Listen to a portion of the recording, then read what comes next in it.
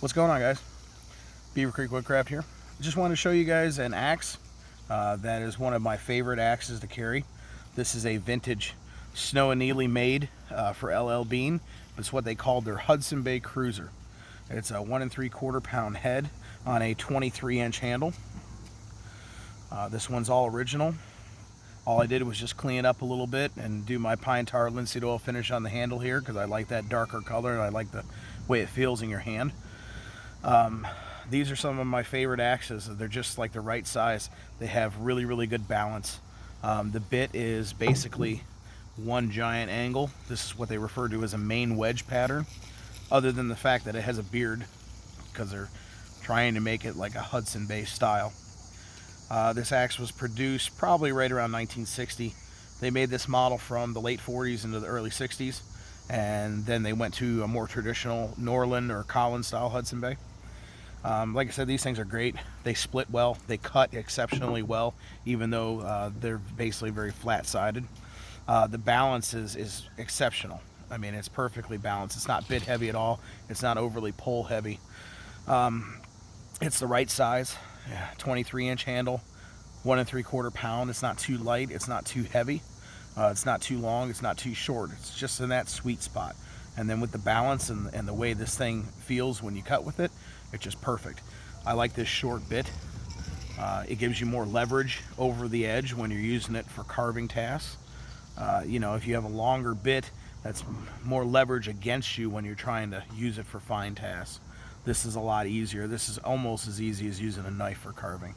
It's a very beautiful axe. I've even used this axe for food prep before, if you guys have seen some of my other Instagram videos. But I also want to show you guys how I take care of this axe in the field. This is a piece of a King's combination stone off of Amazon. It's a 400 grit and 1,000 grit Japanese water stone. You just buy a 8-inch long, 2-inch wide stone for under $20, and you can cut and make 4 of these out of it. Or you could cut a 6-inch stone and then a 2-inch puck, which is what I did. I used a 6-inch stone on my knives. I really love these stones. They cut super fast. They make a slurry. The slurry is one of the biggest benefits to me because this 1,000 grit here makes a nice slurry when you're sharpening with it, and then when you're done, you can use that slurry to clean the bit and remove any surface rust that may develop on it. Any of you guys that use high carbon steel tools and actually use them, you know that they're going to rust in the field a little bit. You're going to get surface rust, humidity and temperature changes and stuff. It just happens. If your tools are high carbon steel and they look brand new, then you're not using them, at least in all my experience. But this stone is just a great multi-purpose because it uses water. You don't have to carry oil. It's very small. It's very compact. It cuts super fast. You have a 400 grit and 1,000 grit on this side, so you can take care of any damage realistically, but it's still, with this 1,000 grit side, it leaves you a real fine finish and a sharp edge. If I put this thing on a little bit of strop, if I stropped it a little bit, it would be shaving hair off my arm. I've already been touching this up today.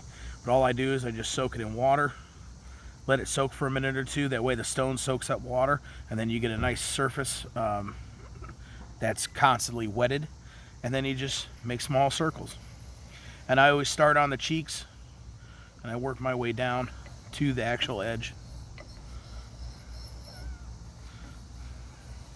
That way I'm always removing some material from the cheeks and going down to the edge.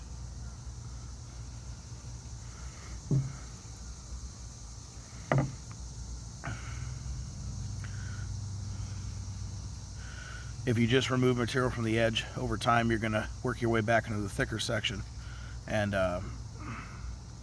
then you're going to have to totally reprofile again. If you always make sure you remove some material from the cheeks here and then work your way down to the final edge, you'll maintain that same geometry all the way back as the axe wears down. Just the way I do it. Hopefully this tip helps you guys out. Thanks for watching.